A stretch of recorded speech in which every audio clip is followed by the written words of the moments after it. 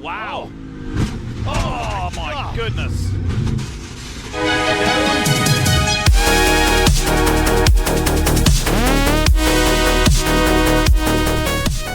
NASCAR had a weekend in Vegas while IndyCar and F1 stayed home and did absolutely nothing. All this and more next on the Pit and Paddock Racing Show. Welcome back to the Pit and Paddock Racing Show. NASCAR started the round of 3 playoffs in Las Vegas, and at least the grandstands were a little more full than the hotels. I renamed it the Why Isn't Anyone Coming to Vegas Anymore 400. Well, you know, $700 a night for the Circus is a great deal, and everyone loves the $67 breakfast buffet. Yeah. Great work, Vegas. I feel like Vegas got bought out by a hedge fund. Good bunch of venture capital Yeah. firms. We'll move on to highlights. Hammy started on the pole, but he missed his shift on the start, and Briscoe immediately got around him. Oh, like Lando Norris? They pulled the old Lando start. Yeah. That's where he got it from. Or Mark Webber. Oh, Webber did that. Webber was Norris before Norris was. Lap 42, a slow pit stop, puts Byron into P1. I think Briscoe was a couple seconds slow on that one.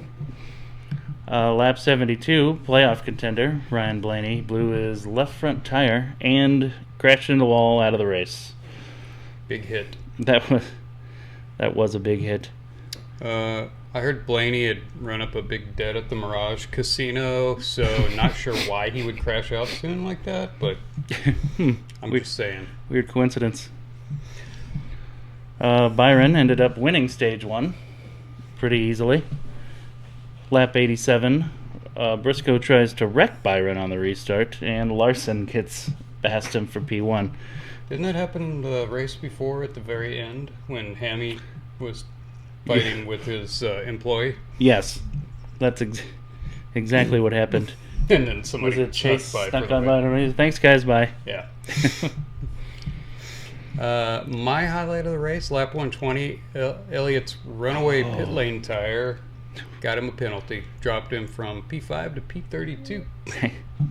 You can't really blame the tire. I'd run away from that pit crew, too. Except for that win. Yeah, was that Kansas? Yeah, the sneaky win. The sneaky win. And he was running top 5 all day till that happened, back to 32nd. I don't even know. He ended up finishing like 19th or something. Not great. Kyle Larson ended up winning a mostly uneventful stage 2. I would say that pit road penalty was the only thing that really happened in that stage. You know, Vegas is not a real exciting track unless you're in an IndyCar pack racing with an underpowered engine. Exciting, deadly, whatever you want to, whatever you want to call it. All the way to lap 216, Byron got the lead during the pit cycle. Ended up getting past Larson. But whatever it takes. Yeah, whatever. Well, there's a pass. We're going to count that as a pass. Then it got interesting. 31 laps to go. Ty Dillon decides to stop in the middle of the track for some reason and didn't signal he was pitting. Got rear-ended hard by Byron, who was leading at the time. You know, Ty later said he gave Byron so many signals, but it's like he's just not listening anymore. Yeah, this was probably Byron's fault. I saw the replay. I did not see the hand come out from behind the net or anything. He just kind of meandered over to the pits. Sort of drifting, and it's like, is he pitting? Or, oh God, he's going really slow. Yeah. Too late. Did he get a penalty? If this was F1, he would have a penalty. No. Causing a collision? Well, his car's dead. And he killed the leader. Man, thanks to the playoffs, Byron is now out of the championship. If this had been old school NASCAR, there would have been a crew fight after that one. Yeah, those were the good days. Yeah. Now they fine people. That's stupid. Now they show wives and girlfriends instead of crew fights. Yeah. They should. Oh, maybe the wives and girlfriends should fight. That would bring in some viewers. Trying to kick the ratings up a little bit. They need it. 23 laps to go. Little Ty Rex SVG, who's about to have his best oval finish ever. I think he was running 5th or 6th. Wow. Oh, little Ty. Hey, how has Kyle Busch not crashed yet? It's some sort of miracle, but we've still got a few laps left, right? It's his home track, so he knows it well, maybe? Yeah, that's it. That's when William Byron said shit on live TV. That was fun. Nobody even acknowledged it either. Does USA Channel count as live TV? Oh, barely. I don't know, but it's better than a Law and Order rerun, I guess. What else do they have on USA? Law and Order SVU reruns? Every Law and Order franchise you can imagine? Yeah.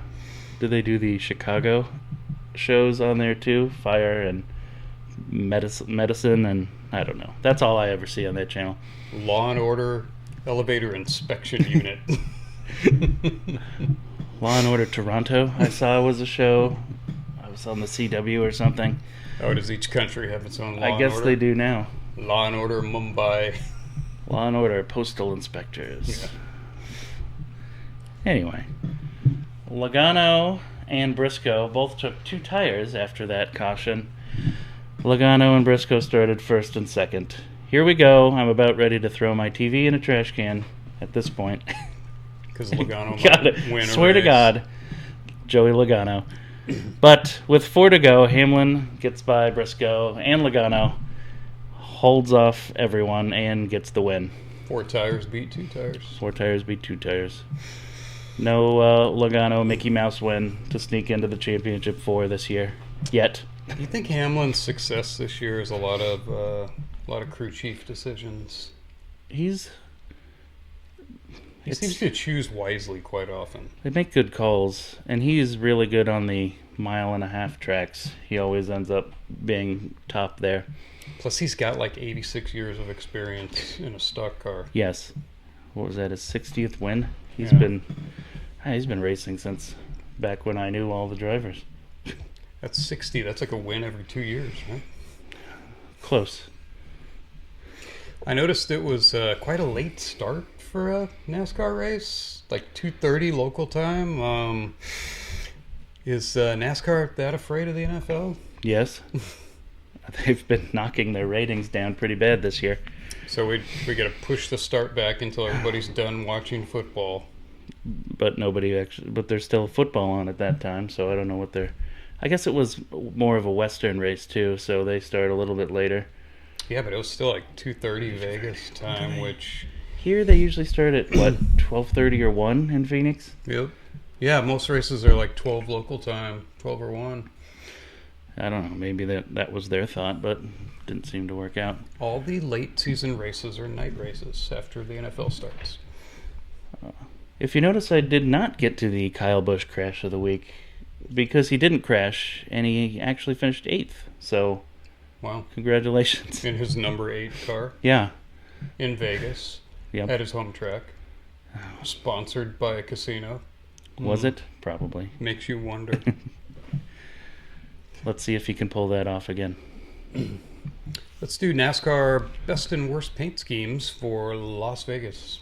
What did you like this week? My favorite paint scheme was the number 10 car. It was sponsored by Field and Stream. Had a nice fall-themed camo pattern. It was so nice that even William Byron couldn't help but get a really good look at it. He got a really close look at your really, car. really wanted to see that paint scheme. My favorite car, I went with Herbst. I think that's a local lad too, because Yeah. there's a lot of Herbst gas stations in Vegas. Weird how he got the money to fund a ride with that. Yeah. Herbst had the Hungry Jack car, which reminds me of when you could get a stack of pancakes in Las Vegas for under $17. When was that, the 30s? Yeah. I remember dollar beers if you're playing. Free beer Free. if you're playing. Just give a nice tip. Of course, they put like one waitress for every 2,000 people, so your free beer comes around about every 3 hours. I know that trick. Bad paint schemes? The number 51 Arby's steak nuggets. I know what an Arby's roast beef sandwich does to your body, but what the hell are Arby's steak nuggets going to do? Where do they get the nuggets from? Like, what part of the steak is that? What goes into a steak nugget? I hope it's not the same things that go into the chicken nuggets. It's more like a Rocky Mountain oyster. If you're lucky. My worst car, Reddick, the number 45. I don't even know who the sponsor was, but he had big pink flames all over the hood. That was the gayest car out there. So he also earned his second nickname. Reddick is now Pink Flamer. Oh, the Pink Flames. He's the Pink Flamer. Oh, and an honorable mention to Catherine Legge, bringing back the number 78 Illuminati car. Oh, yeah. So we know where she gets her funding now. Didn't see her much in that race. Yeah. Did she make it all the way to the end? Yes, did Oh. not crash, but I think ran a few laps down. 17. Probably 6 or 7 laps down. Yeah, it's not a great car most of the time. She wasn't great in Indy cars either. She could qualify for the race. Oh, well. Better than me, I suppose. Time for the Pit and Paddock NASCAR playoff report. Who was good? Well, obviously Denny Hamlin won the race and got himself into the championship race. Not bad. Also good news for Larson, Bell, and Briscoe, who all finished 2nd through 4th. So the top 4 were all playoff drivers? Yes. Bad news, Blaney and Byron, who both decided to crash. Elliott pit crew blew a great finish with a loose wheel penalty. Oh. That was the runaway tire. Yeah, that dropped him out. It kind of made me think of Biden, the way the tire just wandered off somewhere else. And He needs a minder. Whoa, wait. Yeah. Hey, come on. Logano, who got a decent finish, but he's going to need another Mickey Mouse miracle to move on to the next round at this point. So 2 races left, right? We've got Talladega, which says pretty much anyone can win, and Martinsville. I'm still saying Talladega. I just kind of hang around mid-pack and wait for the carnage at the end and hope I survive. That's mid-pack. Maybe just drop back like 10 seconds from the pack. Works for the Wood brothers. Yeah, that's worked before. Now it's time for the Pit and Paddock NASCAR Poly Market Playoff Betting Guide. Which playoff driver is going to win Talladega? I'm going with Bounce Back Blaney. It's a Ford. Ford's good on the big tracks, and he's due for some good luck. Also, Lucky Lord Byron also due for some good luck after not getting signaled properly. And then Larson at the end, because I think he is going to win one before the championship. He should. He does need to get a win on a super speedway. Oh, wait, what was I thinking? Yes, Larson, definitely. Bet your money on my picks. My 3 drivers, I think Chase Elliott and William Byron, because Hendrick has been pretty good at Talladega. Also, Denny Hamlin is sneaky, likes to hang out in the back and then come up at the end of the race if he hasn't crashed already. He's like a wily old swamp rat. Yeah. All Chevys? Hamlin's at the Toyota. Oh, Toyota. No Fords? But Ford seems to do better at the... They do. I was so close to picking Cole Custer for 3rd after his almost win last time. There's a couple of sneaky... Gilliland is Yeah. always sneaky good at Talladega, and Eric Jones are the underdogs that seem to always be up there at the end somehow, if they're not caught in the big wreck. I guess that goes for everyone. Well, watch the race and don't forget to bet your money. NASCAR has warned their playoff drivers not to use their teammates to interfere with other playoff drivers. Well, they don't need to worry about Team Gibbs. NASCAR said that Team Gibbs is a good example for all teams, especially Little Ty, Yeah. who actively inhibits their teammates from winning. We haven't seen Little Ty get in the way lately, have we? I wonder what was said at that meeting there wonder after if- that race. What if you got the grandpa butt kick in? Probably. NASCAR plans to remove some of the spec parts from their 2026 cars to encourage innovation. I hope by spec parts they mean the entire car. Maybe innovation for a car that will go fast. Something that's faster than the Xfinity cars. Yeah. That would be fun. Speaking of which, NASCAR also announced they will add up to 80 horsepower to short tracks and road courses next year. And they're still a couple hundred horsepower short of a Cup car from 20 years ago. Again, at least they might actually be faster than the Busch car now. It's not the Busch car next year, is it? Oh, they changed again to... What's it going to be? Like the... Auto Parts? O'Reilly? Auto Parts. It's the O'Reilly series now? Yeah. Why don't they just make it like Buca de Pepe? Busch. Just get Busch back to do it. Just call it a Busch car. It's a Cup car and a Busch car, and that's what it is. I'll accept Grand National if you want to go full in on that. I did like I don't really know what Grand National meant, but it sounds cool. It sounds important. NASCAR viewership continues to decline. Over the weekend, NHRA had 1.8 million viewers, while NASCAR in Las Vegas had 1.7 million. However, the ratings firm later admitted that they used Dominion voting machines to count the NHRA viewers. Oh. So, we're not sure how accurate that actually is. The same machines that counted the Biden votes? Yeah, that's right. NASCAR has announced they're open to changes to the playoff system next year. Pit and Paddock Racing is bringing you the top 5 changes that NASCAR should make. Number 5, NASCAR spins a wheel at the end of the race to decide how many points each position is worth. That'd be fun. Makes as much sense as the current system. Yeah, it does. Number 4, they can link each playoff driver to an OnlyFans account and then award free streaming time based on how the driver finishes. So that'll drive up viewership. That's what I was thinking. Oh. And I expect some money if they do that one. Yeah, that's going to need a... That was my idea. And it's on public record. So. Number 3, invert the points every 3 races. Just fun. Again, makes as much sense as what they have now. Recommendation number 2, just make the final race an old school run from Atlanta to Daytona with no official route. Ooh, and you have to avoid police. Yes, and there's a crate of moonshine in each car. Oh, you can't break the moonshine on the drive too. Yeah, back to their roots. Yeah, like really old school, like prehistoric. And number 1, this one's a bit crazy. The playoffs will start with 2 rounds of 0 races and a third final round of 36 races. Oh, like it used to be. Yes, that's right. Just a normal point system. Something's got to work because those ratings keep going down. I was thinking about watching NHRA instead next weekend, apparently, said everyone. Were they on at the same time? Yeah. Wow. The one came on right after football, and NASCAR was on cable. Oh, yeah, that's true. Yeah, they need to get off the 16 different carriers for their races. And IndyCar did the right move, going with one network TV channel every race. Who used to carry in the old days? It was all just like CBS or ABC or something. Yeah. Fox and NBC would switch for a while. That wasn't too bad.